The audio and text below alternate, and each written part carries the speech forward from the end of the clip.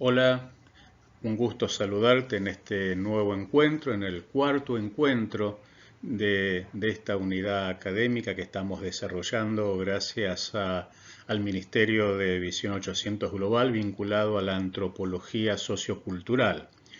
Nos toca en esta oportunidad hablar de la influencia de la hipermodernidad en la cultura. Ya estuvimos hablando en el primer encuentro acerca de la antropología bíblica y tuvimos algunas reflexiones en torno a ella. Estuvimos hablando de la antropología como disciplina científica dentro de la cosmovisión y el andamiaje de las ciencias sociales. En el encuentro anterior estuvimos hablando de la antropología social y hoy vamos a detenernos un poco en la hipermodernidad, lo cual es crítico desde mi punto de vista y absolutamente necesario que podamos entender porque estas son las características del mundo en el cual estamos sirviendo y al cual estamos llamados de parte de Dios para ministrar. Vos vas a ver que, salvo para aquellos que tengan un mayor anclaje en las ciencias sociales, desde la perspectiva evangélica, seguimos utilizando y hablando de la posmodernidad. Yo quisiera decirte que la posmodernidad ya pasó hace al menos 30 años, casi 40. Nosotros estamos hoy de manera plena, vigente y efervescente viviendo en lo que en el mundo sociológico y antropológico se conoce como la hipermodernidad. Así que quisiera invitarte a que reflexionemos juntos sobre ella. Decirte en primer lugar qué es la hipermodernidad o como algunos lo llaman la supermodernidad.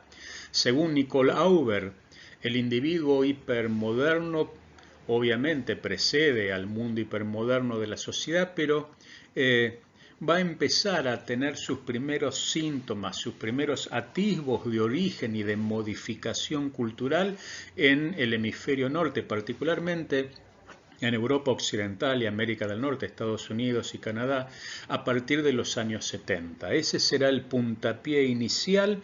Aquellas características y conductas de aquel momento empezaron ya a marcar cierta diferencia.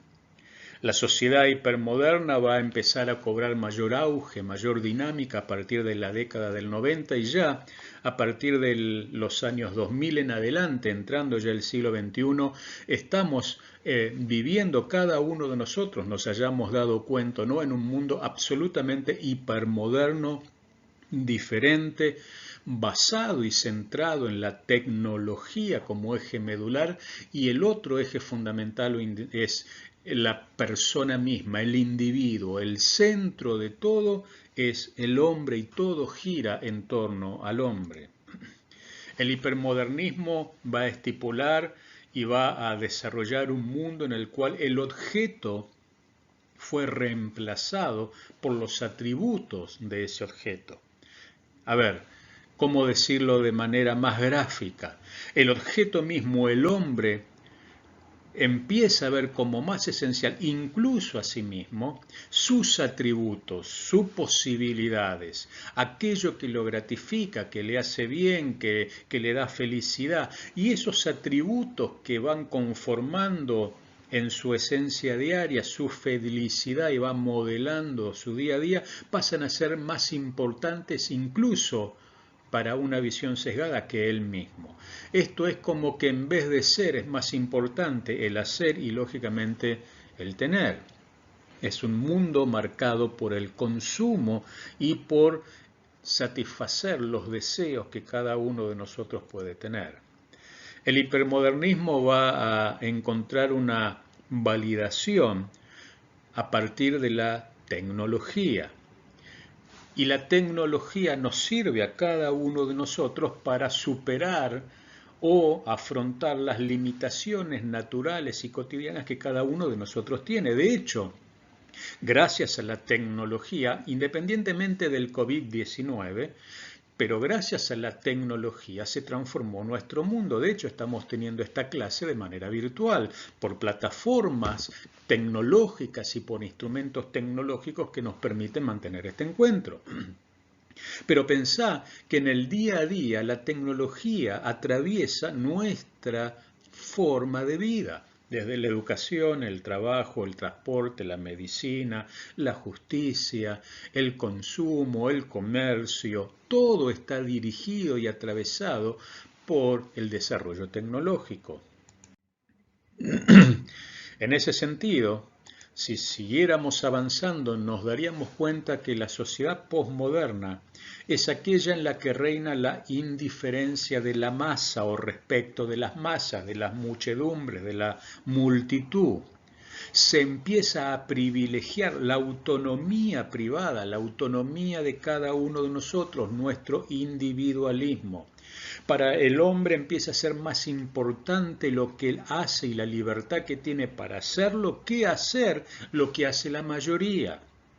Hay un cambio de percepción, hay un cambio de perspectiva. La autonomía de la voluntad, la autonomía privada, el libre pensar no se discute y se privilegia, obviamente, respecto de cualquier otro derecho, porque tiene un origen, si bien narcisista, pero fundamentalmente porque a mí me permite sentirme como yo quiero sentirme.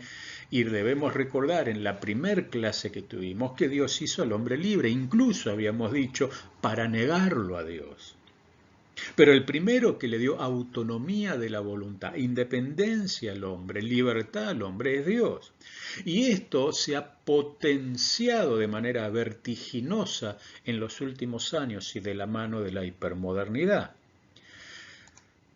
Se ha definido a la sociedad postindustrial como una sociedad de servicio, pero en la época hipermoderna yo diría que avanzamos más hacia el autoservicio. El hombre busca satisfacer sus necesidades de manera rápida, instantánea, pero lo hace per se.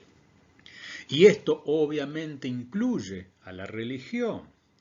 Por eso, muchas son las expresiones que demarcan desde lo espiritual y desde el análisis de la religión la época hipermoderna. Algunos hablaron de una religión a la carta, una religión individualizada, que la gente cree sin pertenecer. De hecho, vamos a ver más adelante con datos concretos que la gente cree independientemente de que pertenezca o no a una iglesia, y es muy difícil vincular la filiación a una iglesia con su creencia.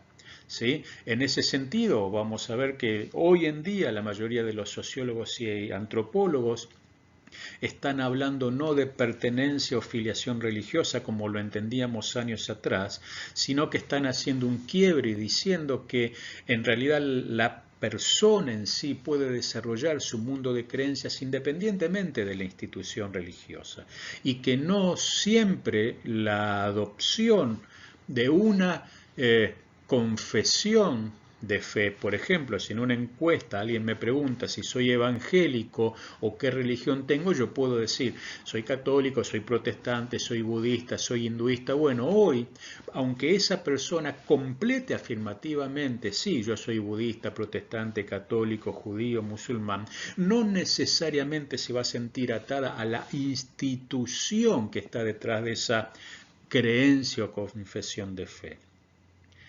En este sentido, por eso hablamos de que es el individuo ahora el que elige cómo vivenciar su fe, y por eso dijimos religión a la carta, individualizada, creencias sin pertenencia, filiaciones múltiples, fronteras porosas, una fe permeable, lo construye el individuo independientemente de lo que diga la institución religiosa, y ahí estamos incluyendo al clero, a los sacerdotes, los pastores, los rabinos.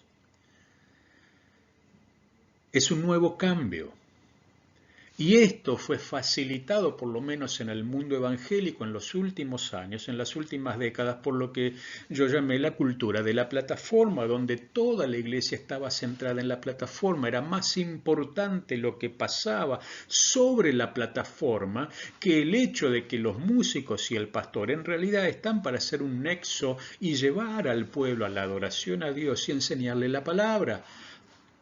Pero esa cultura del entretenimiento que vamos a ver que es fundamental también para la hipermodernidad, terminó transgiversando la perspectiva de las personas. Entonces hoy todo lo que le brindábamos, entre comillas, del show, del evento, del culto, de las luces, lo puede tener cómodamente instalado en el living de su casa y con un control remoto seleccionando qué culto quiere seguir por YouTube, por ejemplo. Vivimos en la época del consumo y esto aplica también para la religión. Las personas ahora eligen lo que quieren consumir como producto religioso. Y este es un terrible desafío para la iglesia contemporánea. Y tenemos que entenderlo. Vivimos en la época del consumo, de la profusión lujuriosa, atiendo a lo que a mí me hace bien. Entonces, ¿qué voy a privilegiar? Aquel pastor o aquel músico cristiano que me hace sentir bien y que no diga nada que afecte mi individualidad o me haga sentir incómodo. De hecho, te doy un ejemplo muy claro, el uso de las palabras van determinando qué cosas quedaron en desuso. Si yo hablara hoy de un pasacassette, la mayoría de los adolescentes no sabría de lo que estoy hablando. Si hablara de videocasetero, videoreproductora, no tendrían ni idea de lo que les estoy diciendo. Fíjate y analiza el uso del lenguaje en nuestros cultos y te vas a dar cuenta que en los últimos años hay un montón de palabras que se dejaron de usar y dan cuenta de que significa eso que los pastores dejamos de enseñarlas, pero que son bíblicas. ¿Cuánto hace que no escuchás en un mensaje la palabra infierno? ¿Cuánto hace que no escuchás exigencias en torno o énfasis en torno a la santidad, al apartamiento de las leyes y valores del mundo? ¿Cuánto hace que no escuchamos términos vinculados a esfuerzo, a sacrificio, a tomar la cruz, a sufrir cada día? Entonces, esto también da cuenta de que ha ido cambiando la perspectiva de las personas, no solamente por la hipermodernidad, sino también porque nosotros hemos modificado nuestro discurso. El COVID-19 vino a profundizar lo que estamos diciendo. La realidad de lo que llamamos exiliados evangélicos hoy es contundente. ¿A qué llamamos exiliados evangélicos? Hay estudios en todos los países latinoamericanos. Aquellas personas que, como te dije, contestarían en una encuesta sobre filiación religiosa que son evangélicos. Pero si seguís indagando un poco más, te vas a dar cuenta que no se congregan en ningún lado. Por el motivo que sea, porque los hirieron, porque los lastimaron, porque se sintieron mal o defraudados, porque no tienen ganas, porque no tienen tiempo, el motivo es lo de menos. Pero ellos se sienten evangélicos, pero no van a ninguna iglesia. De hecho, hay gente que aún los diezmos y las ofrendas los depositan en los bancos y cuando entienden que encontraron a una iglesia que sacia sus expectativas, allí lo colocan. Pero estos exiliados evangélicos alcanzan a más del 50% de los que se dicen ser evangélicos. Quiere decir que la mayoría de los que hoy dicen que son evangélicos no se congregan en ningún lado. Y esto habla de muchas cosas, pero particularmente habla de que en la elección que cada uno de ellos tienen, van buscando o reseteando distintos ministerios, pastores, músicos y todo lo demás de acuerdo a su propia necesidad. Si avanzamos un poco más, vamos a notar que, según Enrique Tames, hablando de la hipermodernidad, dice ya Habermas criticaba la predisposición del hombre al consumo mediático. Aquello que sale, que necesito, ¿sí? Aquello que aparentemente me hace bien. Debord hacía lo mismo al hablar de la falsa conciencia que producía la cultura del espectáculo. Lo dice con otros términos, hablamos de cultura de la plataforma. Lo que me llama la atención, lo que me hace bien. Heidegger hablaba de la dominación de la técnica y del desarrollo de la técnica como algo que iba a traer consecuencias sociales. De hecho, hoy ya hay estudios científicos y la Asociación Americana de Estudios Neurológicos y Psiquiátricos por ejemplo, han creado lo que llaman el síndrome de Snapchat por la cantidad de adolescentes que pasan a tener ya trastornos mucho más severos, ¿sí? Y con anomalías en su funcionamiento cotidiano por el uso de la tecnología. Esto, va a decir en palabras de Lipovetsky, es un claro síntoma de la hipermodernidad, un claro paradigma de fondo, que es que el consumo es algo superficial, sin duda, y que tiene efectos negativos sobre el individuo y la sociedad en su conjunto, pero es el mundo al que nos estamos enfrentando. Y como te dije, hay consumo de todo tipo, incluyendo consumo religioso, y superficialidad de todo tipo, incluso superficialidad religiosa. El otro día, hablando con un pastor amigo, él me decía que antes tiene una iglesia grande, que antes él daba por sentadas un montón de cosas, pero que ahora tenía que explicar hasta los más mínimos detalles. Yo, decía él, podía hablar tranquilamente de Gedeón, de Abraham, hacer referencia a ellos, a sus obras, podía hablar de Isaías. Hoy hasta tengo que explicar el arca de Noé porque no puedo darlos por sentado. La gran mayoría de la gente que se añadió y que en los últimos años está en la iglesia, dice, es como si las tuvieras que volver a evangelizar o a reevangelizar porque lo básico no lo tienen. Lipovetsky, uno de los autores más prolíferos en cuanto a la hipermodernidad, lo puse ahí literal para que podamos verlo juntos. ¿Cómo describe una sociedad hipermoderna? Dice Lipovetsky, es una sociedad liberal, caracterizada por el movimiento, la fluidez, la flexibilidad, más desligada que nunca de los grandes principios estructuradores de la modernidad. Paréntesis, familia, escuela, iglesia, ¿sí? Cierro paréntesis.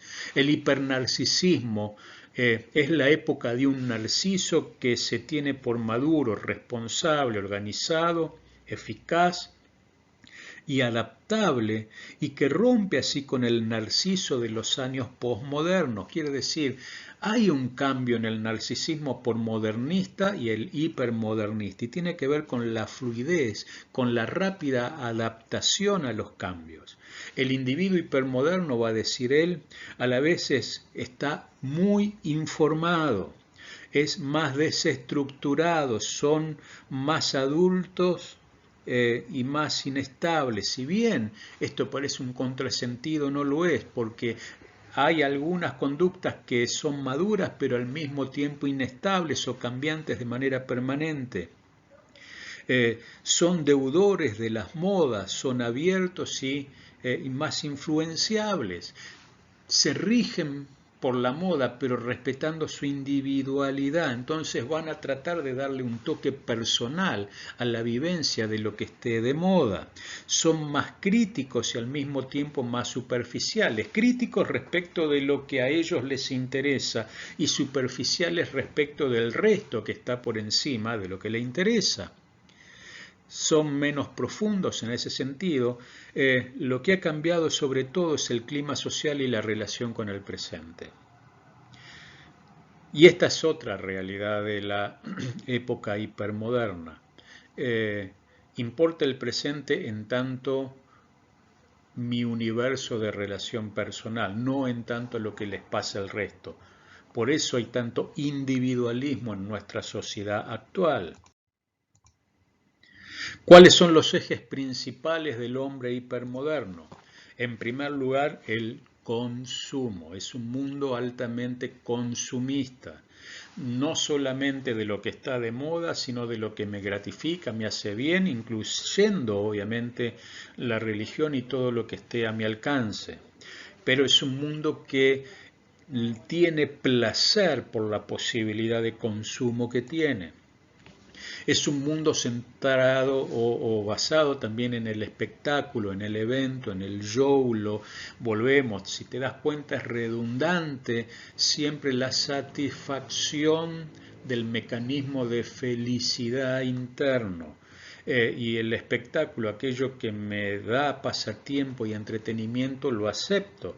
También por eso las iglesias han ido modificando sus formas, porque se dieron cuenta de que este era el eje central para que la gente concurra. El problema es que al hacer esto se fue socavando la superficialidad espiritual de varios. Y tenemos muchas personas, vamos a verlos más adelante, que se sienten y que creen en Dios, pero que descreen de la institución religiosa. Obviamente es el mundo de la relatividad, todo es relativo. Es relativo lo que dice el Estado, lo que dice la sociedad, lo que dice la justicia, lo que dice la religión, lo que dicen mis padres, lo que dice mi pastor. Todo es relativo. ¿Y relativo en función de qué? En función de lo que yo opino. Entonces la gente hoy acude más al pastor para que el pastor le confirme lo que él quiere hacer, más que para pedir consejo. Y todos los valores que se construyeron en la modernidad hoy son relativos, desde la familia hasta la educación, pasando por el matrimonio o el trabajo. Todo absolutamente es vulnerable y relativo. Obviamente es un mundo, una sociedad individualista al extremo. Me importa yo, en segundo lugar yo y en tercer lugar yo. El centro de todo es el individualismo y lo que a mí me satisface. Pese a todo esto, es una sociedad, es una época, es un momento altamente espiritualizado. Como dijimos en las clases anteriores, la fe no se puede reemplazar, pero no se puede anular. Y vamos a ver personas que van mezclando, ¿sí? Y que van vivenciando su espiritualidad de manera individual y sin aceptar consejo de otros, pero son espirituales, tienen un link con la naturaleza, con el más allá, con lo sagrado, lo sacro, lo creado, con el cosmos, con Jesús, con Buda o con Mahoma, pero lo vivencian a su manera. Es un mundo signado por la seducción como aquello que me da placer. Buscan las personas aquello que le hacen bien. Y para esto no necesitamos obviamente grandes sumas de dinero ni cosas costosas, sino quizás me hace bien, no sé, irme a un parque y quedarme ahí 3 horas mirando el atardecer. Me seduce el atardecer. Entonces, si yo tengo alguna responsabilidad que hacer, voy a tratar de postergarla, modificarla o cambiarla. ¿Para qué? Para satisfacer mi necesidad de ver el atardecer porque eso me hace bien. Estamos, como te dije, en una sociedad altamente tecnologizada y por ende vivimos en la virtualidad. Virtualidad en todo el sentido de la palabra. Hay personas que viven su vida en las redes sociales, sin amistades reales, en un mundo virtualizado o paralelo que a él le hace bien, pero que no necesariamente se condice con la realidad. Y esta es un punto a tener en cuenta respecto del manejo de las redes sociales y la iglesia. Si bien hoy por la pandemia han sido de ayuda y sin duda seguiremos con estos mecanismos hacia futuro, aunque la pandemia haya pasado, tenemos que ir monitoreando la reacción de las personas para que la propia virtualidad no termine siendo una barrera que le impida a las personas acceder a la iglesia. Ya bastante con la comodidad de la selección de su control remoto en la casa, como para encima facilitar que ellos vivencien su vida a partir de una realidad paralela o virtualizada. Y esto no es solamente un tema de los adolescentes. Obviamente, y de la mano de la virtualidad viene la tecnología. Hoy agarras un celular, bajas la aplicación, obviamente no es lo mismo sin duda, pero con un teléfono celular podrías medir tu presión arterial, podrías medir tu nivel de glucosa, podrías medir tu ritmo y tu pulso cardíaco, podés hacer transacciones bancarias, podés pedir turno, podés hacer un sinfín de trámites, hasta comprar paquetes aéreos, todo lo tenés en la mano con un dispositivo celular o móvil. Y esto ha cambiado absolutamente la dinámica social. Hoy pasa algo en cualquier país del mundo y aunque esté en el extremo, lo que pasa en Australia, yo me entero en Argentina en cuestión de segundos. Por las redes sociales se han producido, a partir de la primavera árabe, golpes de Estado, caídas de regímenes dictatoriales, todo por el uso de la virtualidad y la tecnología. Hay redes sociales de todo tipo y de todo... y de toda tarea posible para realizar en la vida cotidiana, desde YouTube para ver la película que me gusta 800 veces, independientemente de que el canal o la emisora televisiva la pase, hasta seleccionar la música, la predicación y un montón de aplicaciones cristianas, con estudios bíblicos, con análisis de idiomas originales y un montón de cosas, todo a nuestra disposición y en la palma de nuestra mano. Estos son los ejes que van a modelar lo que llamamos el hombre moderno, hipermoderno. Es un hombre consumista, que está a favor y que le hace bien los eventos y el espectáculo, que relativiza todo, sumamente individualista, altamente espiritualizado, aunque no necesariamente lo demuestre conforme a nuestra visión institucionalizada, que va a buscar el placer, altamente virtualizado y cuyo eje lo atraviesa la tecnología. Así es el hombre hipermoderno. El hombre al que tenemos que llegar con el mensaje del Evangelio tiene estas características. Lo primero que hacía Jesús o Pablo o cualquiera en la iglesia primitiva era tratar de hablar de manera eficaz y pertinente a un público a partir de la necesidad y las características de ese público. Jesús no hablaba con los agricultores de pesca, hablaba con los pescadores de pesca. Con los agricultores hablaba de la parábola del sembrador. Con los romanos, con el centurión o con Poncio Pilato, no habló de agricultura o de pesca, habló de autoridad. Con el recaudador de impuestos no habló de enfermedad, habló de cuestiones tributarias. Y Pablo dice, me he hecho a los gentiles gentiles, a los judíos judíos, al débil débil, con tal de ganar a alguien. Iban cambiando, no la esencia del mensaje porque no cambia, sí la forma de transmisión y la adaptación a cada uno de los receptores. Entonces llegó a la ciudad de Corinto y dice, he venido con no con humana sabiduría, sino con demostración de espíritu y de poder. Pero a los atenienses les hablaba de filosofía. No está mal que repliquemos técnicas sin tener en cuenta las características del hombre hipermoderno, que encima todo esto está acentuado, profundizado en mayor o menor medida de acuerdo al contexto cultural de cada una de las ciudades en las cuales estamos interactuando. En palabras de Bauman, pasamos de una modernidad sólida a una modernidad líquida. Es como que quisiéramos agarrar o retener el agua entre los dedos, se nos escurre. Así, dice Bauman, se escurrieron nuestros valores, se escurrieron las creencias, las perspectivas que nos hacían sólidos del hombre moderno en la hipermodernidad. Todo es líquido, todo es relativo, todo se escurre rápido. Y a las instituciones le cuesta mantener su forma, precisamente por esto, porque también la creencia y la fe pasaron a ser líquidas.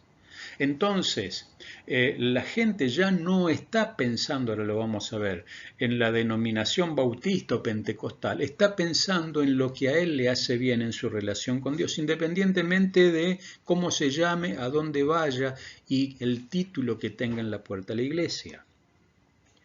Uno de los pensadores contemporáneos más importantes del mundo, Byung-Chul Han, un coreano radicado hace mucho tiempo en Alemania, un filósofo, un académico, habla de que vivimos en una sociedad expuesta, en la cual el objeto de esa exposición es el sujeto mismo, es nuestra propia publicidad.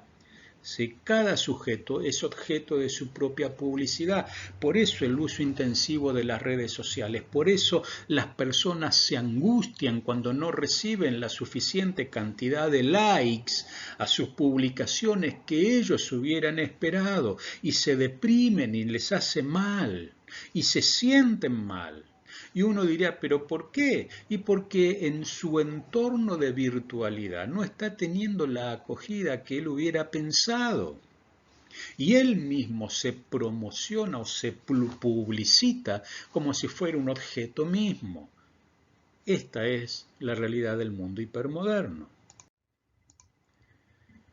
Si avanzamos un poco más en los ejes principales del hombre hipermoderno, vamos a ver que la cultura hipermoderna se caracteriza por el debilitamiento del poder regulador de las instituciones colectivas, va a decir Lipovetsky, y la atomización correspondiente de los actores ante las imposiciones de los grupos, sean familia, religión, partidos políticos o las culturas de clase. ¿Qué dice Lipovetsky?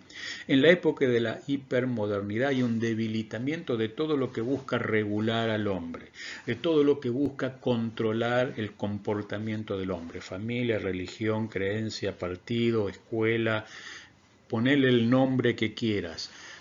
Trata de escurrirse entre las manos de cada uno, apelando a qué? A su libertad y a su individualismo. Entonces, por más que siga habiendo un poder regulador, cada vez tiene menos asidero en las personas y cada vez tiene menos eficacia. Entonces, la gente repetirá como loros lo que les enseñamos, pero en el fondo, cuando llegó a su casa y cerró la puerta o se fue de la iglesia, hará lo que quiere. Y uno dirá, pero esto fue siempre así. Bueno, ahora es mucho más exacerbado. Y en el mundo privado de las personas no podemos controlar y esperar que ese poder regulador sea el que termine encauzando el comportamiento que esa persona quiere tener en su vida diaria. La cultura hipermoderna se caracteriza por el uso de las pantallas, como vimos, la virtualidad, la exposición de la vida en red, va a decir Chulham, y esto se potencia por la generación Z, la generación posterior a 1995, son altamente virtualizados. Pensemos por unos instantes sobre los cambios básicos del uso de la tecnología, solo para ponerlo en un plano de trazabilidad temporal. ¿Sabés cuándo se creó Facebook? En el 2004. Twitter, 2007. WhatsApp, 2009.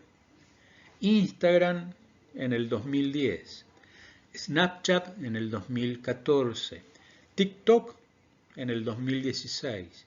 Discord, una aplicación de juegos que usan los adolescentes, en 2019. Si te das cuenta, la revolución de las redes sociales tienen en promedio 15 años. Hasta ese momento, la vida transcurría de manera menos virtualizada y más real y presencial. Bueno, eso ha cambiado.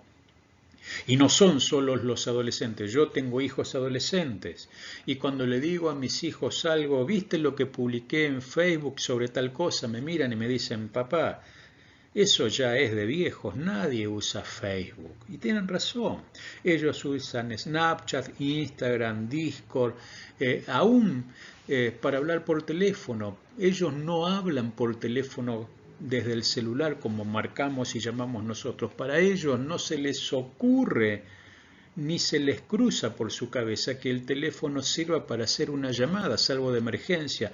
Lo usan para todo el resto. Esto es un cambio cultural.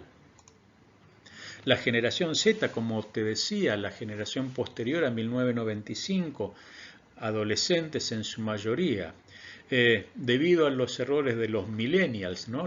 La generación anterior, son un poco más estructurados, ¿sí? Formales, pero son altamente digitales, sumamente individualistas, no les gusta que se metan en su vida.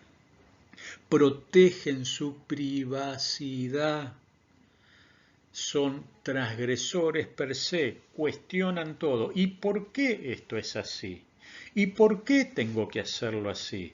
¿Y por qué esto o aquello? Todo lo relativizan y lo cuestionan. Y son amantes, por el contrario, del medio ambiente y de la naturaleza, y nos ven a nosotros como la generación o una de las generaciones que más abruptamente conllevó a la decadencia medioambiental de nuestro planeta. Ahora bien, en este contexto dijimos que en la hipermodernidad hay una espiritualidad no institucionalizada. Vamos a profundizar un poco en esto. Acá están un par de cifras que son públicas y cualquiera de nosotros podría conseguirlas. Puse Argentina porque, bueno, vos ya sabés, estoy hablándote desde el sur, ¿no? Los evangélicos en Argentina en los últimos 10 años pasamos de un 9% de la población a un 15,3%, lo cual es un terrible crecimiento, un significativo crecimiento de evangélicos. El 15,3% de la población argentina se declara evangélica. ¿Cuántos van a la iglesia y tienen hábitos de congregarse y de mantener reuniones eclesiásticas? Poco más del 30%. Si no, tendríamos todos los estadios de fútbol llenos, ¿no? La misma tendencia de crecimiento del pueblo evangélico en Latinoamérica se observa en la mayoría de los países latinoamericanos. Por ejemplo, en México los evangélicos representan el 9% de su población. En Guatemala el 41%, en Honduras son el 40%, en Brasil representan el 25% de la población. En Chile tuvieron también un gran crecimiento, un 82% de los chilenos son protestantes y la Iglesia Católica cayó a un 62%. El 10% de los colombianos se confiesan o declaran evangélicos, un 15% en el Perú, un 18% en Panamá y un 33% en Puerto Rico. Pero como te das cuenta, la Iglesia evangélica creció en la mayoría de nuestros países latinoamericanos.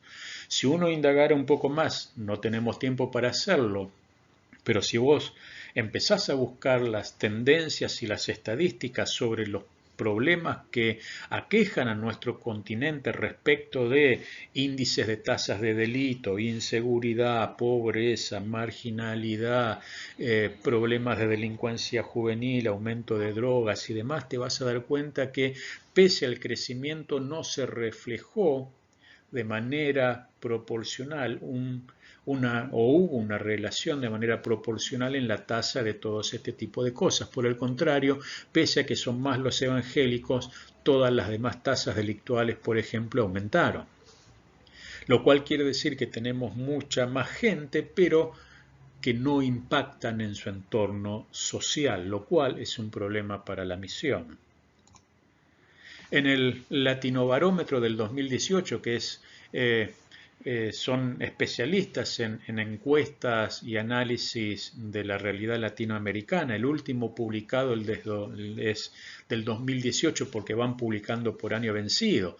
El del 2019 tuvo que haberse publicado en el 2020, pero por el COVID no se publicó. Pero el Latinobarómetro, que te lo recomiendo como un buen instrumento de análisis social de la realidad latinoamericana, respecto de la confianza en la Iglesia, en la institución religiosa, lo que veníamos diciendo, va a dar cuenta de que en los últimos años, en los últimos 5 años, bajó 10 puntos porcentuales.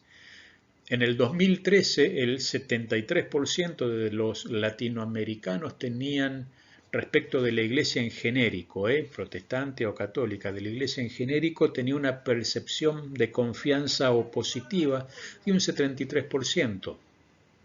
Hacia el 2018 cayó al 63%. ¿Qué quiere decir eso? Que la gente cada vez confía menos en la institución religiosa y tiene que ver con lo que decíamos de las características del mundo hipermoderno. La gente confía menos en la iglesia pero su fe en Dios sigue en los niveles proporcionales de entre el 89 y el 92%. ¿Qué quiere decir eso? Que la creencia en Dios en Latinoamérica se mantuvo en los niveles que se vienen manteniendo en los últimos 10 a 15 años, pero decayó los niveles de confianza en la institución. Quiere decir que la gente cree, como decíamos antes, pero sin pertenecer necesariamente. Esto es lo que está diciendo esos números que estamos viendo. La creencia en Dios efectivamente creció un 89%.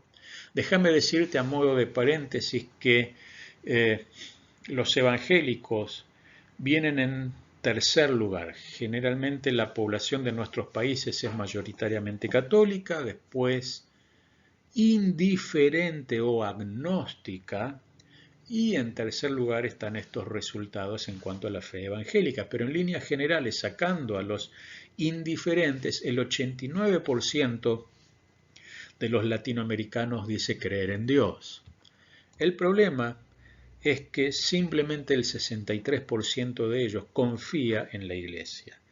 Y esto nos debería llevar a cada uno de nosotros a reflexionar sobre nuestro papel como ministros y líderes religiosos. Hay algo que le está haciendo ruido a la gente.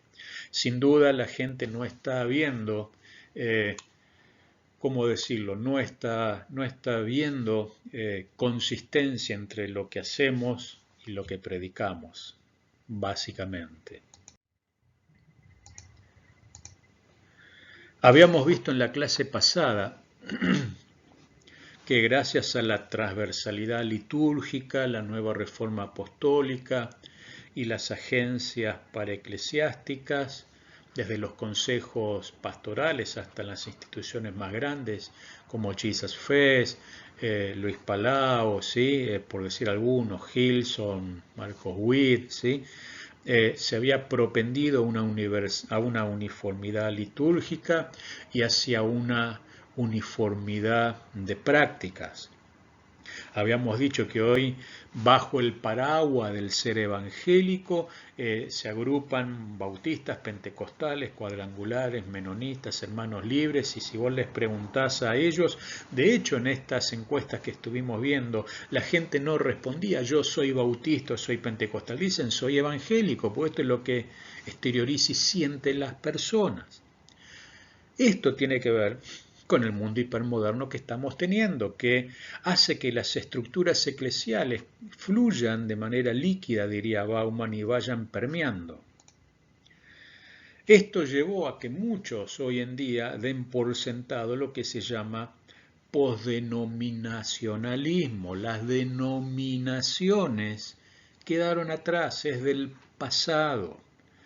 Las redes denominacionales no fueron eficientes en el cuidado y la custodia de sus iglesias, de sus ministros y de su gente, y en función de las nuevas percepciones y de los nuevos sentimientos se fueron dando reagrupaciones en redes eclesiásticas por fuera de las denominaciones.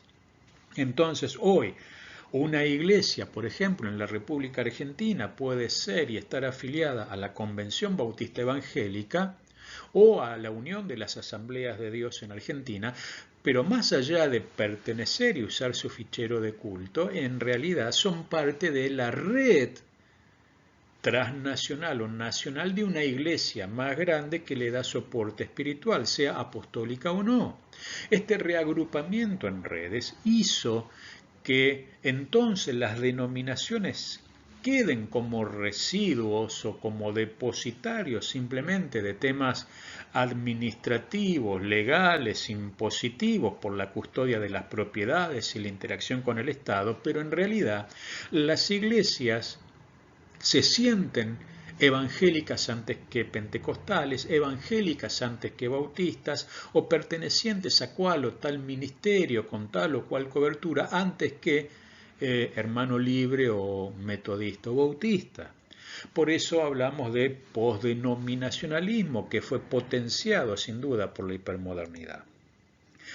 Como dijimos, esto dio lugar al agrupamiento de iglesias en redes en función de sus simpatías, de sus cosas comunes, de la cobertura anhelada, sean apostólicas o no, aunque sin lugar a dudas, en la medida en que estas iglesias sigan creyendo, van a necesitar manejar temas legales, impositivos y administrativos como si fueran denominaciones, porque el contenido administrativo de toda la dinámica religiosa alguien tiene que hacerla.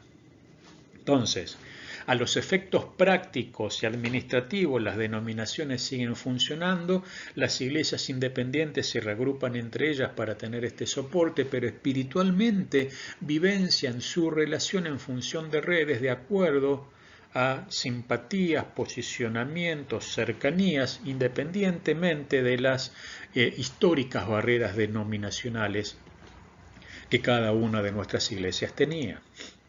Ciertamente, más allá de las opiniones, visiones, tiranteses o reformulaciones en torno a las denominaciones, hay una realidad que pareciera estar instalada en el campo evangélico latinoamericano, y es que estamos en la época del postdenominacionalismo. Esto obviamente lo empezó a hablar Peter Wagner en su momento en Fuller, allá en la década del 70 se fue profundizando, y hoy es prácticamente, van a decir todos, una realidad. Las iglesias en el día a día siguen operando más allá de lo que dictaminan sus propias denominaciones, obviamente con matices, con particularidades, pero esto también es motivado en gran medida por lo que veíamos, las características de este mundo hipermoderno que no se ata a las estructuras rígidas, sino que va fluyendo a través de ellas con fronteras porosas, en palabras de Bauman, de una manera líquida.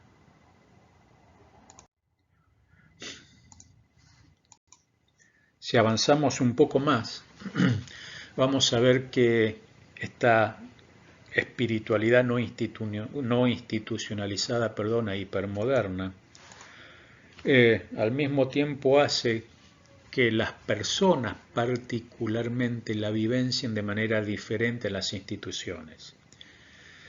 De hecho, todas las modificaciones institucionales que vimos, producto de la uniformidad litúrgica, la nueva reforma apostólica, de las agencias paraeclesiásticas, fluyó de manera natural, no tanto por los líderes que si bien influyeron, los pastores particularmente, que estuvieron de acuerdo en unirse y demás, pero para el común denominador de la gente, para los creyentes, todo el esquema religioso que estaba por encima nuestro de las denominaciones, las filiaciones, las pertenencias, para ellos es transparente. Entonces, no importa si mi denominación me permite ir a ver y escuchar a Marcos Witt, yo voy porque me gusta. Y no importa si yo voy todos los domingos a una iglesia que dice ser bautista o pentecostal, yo voy a tal encuentro porque me hace bien, o voy a tal iglesia o escucho a tal pastor que no es de mi denominación o mi pastor porque me hace bien. Entonces, esta fluidez en gran medida hizo y partió de la gente común y corriente, aún a espaldas de sus propios pastores. Gran parte de la unidad de la iglesia, si bien, repito, fue trabajo y oración de muchos pastores, pero en el llano se dio de manera mucho más natural, ¿sí? Eran pocos las personas a nivel de los creyentes que imponían su denominación antes que la unidad de la iglesia. Las personas lo realizaron per se, de manera espontánea, y esto da cuenta de que también están inmersos en la hipermodernidad. Tomo esta imagen de Uruguay Educa.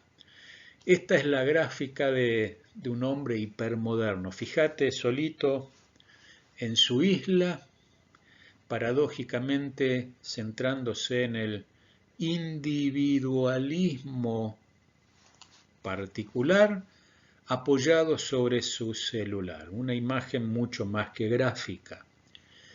El celular, la computadora, es el mundo de la mayoría de las personas, no de todos sin duda, pero de gran parte de la mayoría de nuestras poblaciones, ni hablar de los jóvenes y adolescentes.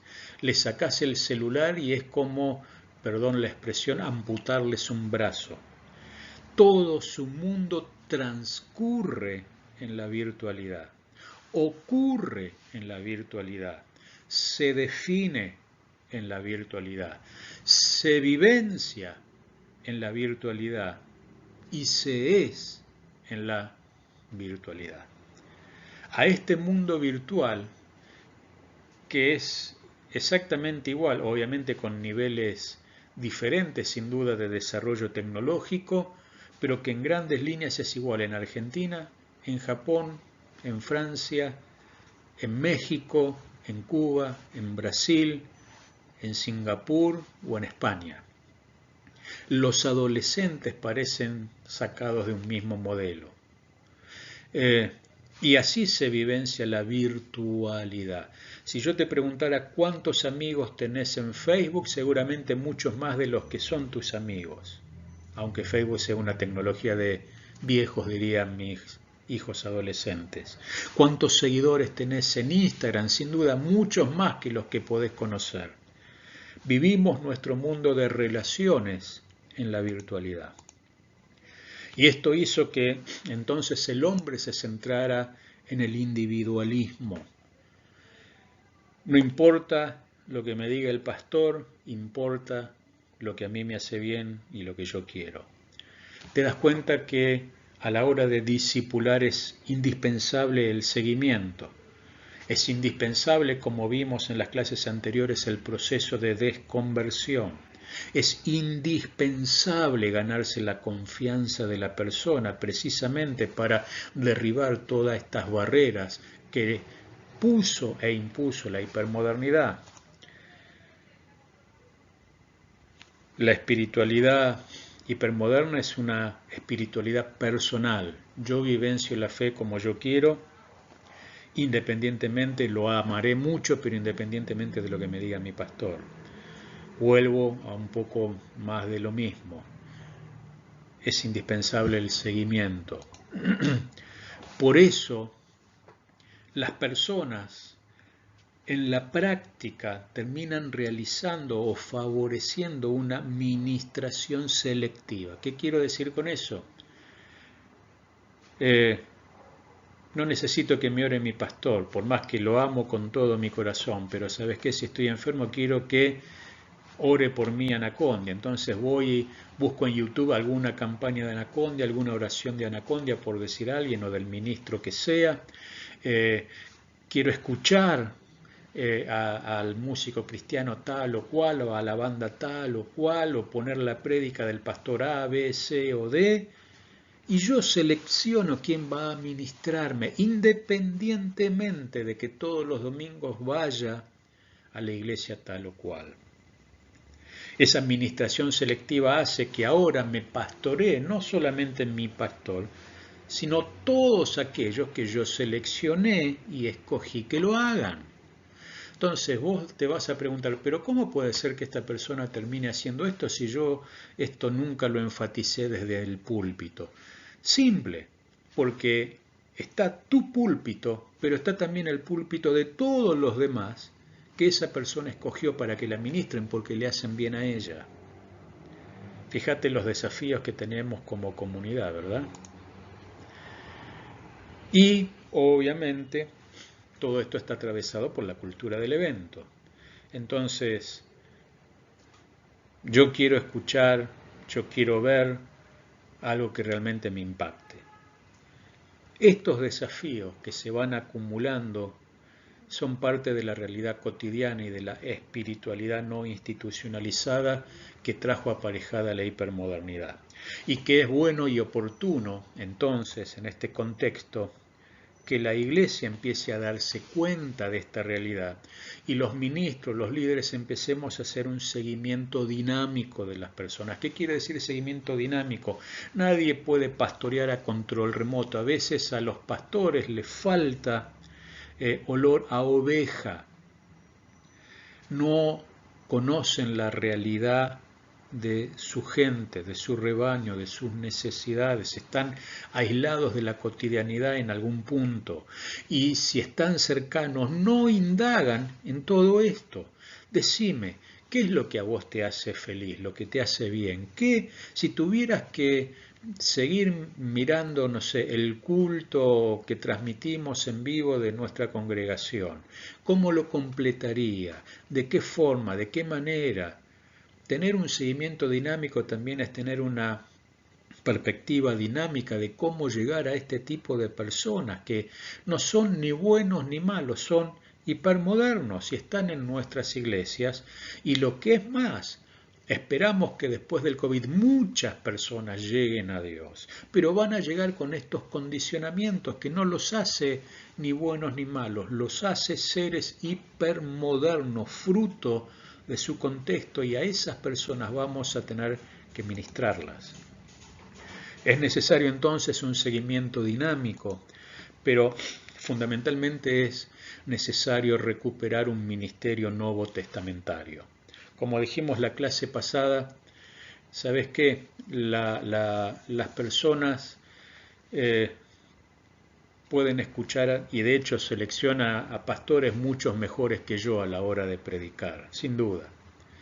Y los miembros de mi iglesia, sin duda, más allá de que puedan venir al culto y estemos juntos y compartiendo, en mi iglesia son 4 los músicos, pero sabes que ellos a veces también pueden prender YouTube, pueden sentarse en el living de su hogar y ver un recital cristiano, y obviamente los va a complacer mucho más. ¿Qué es todo lo que podemos hacer nosotros desde lo básico para manejar todas estas características de la hipermodernidad? Algo que no cambia porque es un principio eterno dado por Dios. Y así, esta palabrita que yo te voy a mencionar, desde el Génesis y hasta el Apocalipsis, marca la columna vertebral del mundo, de la historia del hombre y particularmente de la iglesia, y se llama amor. ¿Sabes por qué la gente va a querer ir a la iglesia y volver a la iglesia después del COVID-19? No porque yo tenga nada especial, porque como vimos en el living de su casa, cómodamente, sin salir de ella, puede tener al mejor predicador, a la mejor banda musical, disfrutar el mejor encuentro religioso. ¿Sabes por qué va a venir? Porque en mi comunidad se siente amado, porque se siente respetado y dignificado, y eso le hace bien, porque hay manifestación del poder de Dios y hace que cada vez que venga o que va a la iglesia tenga una experiencia real y genuina con Dios, que fue también desarrollada a lo largo de toda la semana. Como dijimos, ¿qué es lo que Satanás no puede imitar? El amor, la misericordia, la fe y la santidad. Eso es lo que necesita el mundo para creer a nuestro mensaje.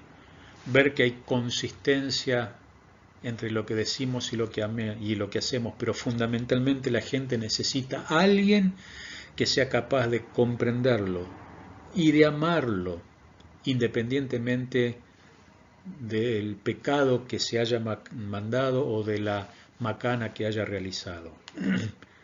Alguien que se siente amado, respetado y dignificado va a elegir, pese a la hipermodernidad y pese a la pandemia, seguir congregándose con cada uno de nosotros.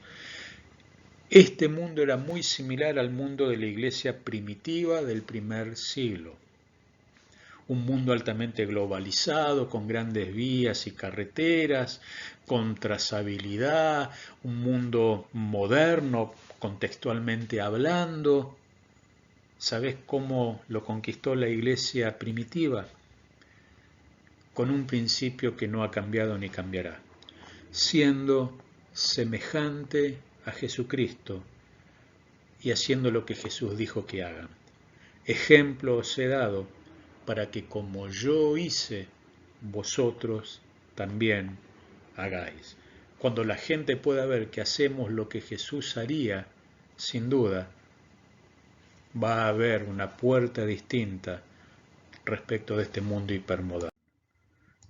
Muchas gracias por tu atención, espero que te haya sido de utilidad. Nos encontramos en el quinto y último encuentro, el próximo, para hablar de misión y cultura. Dios te bendiga, ha sido un gusto.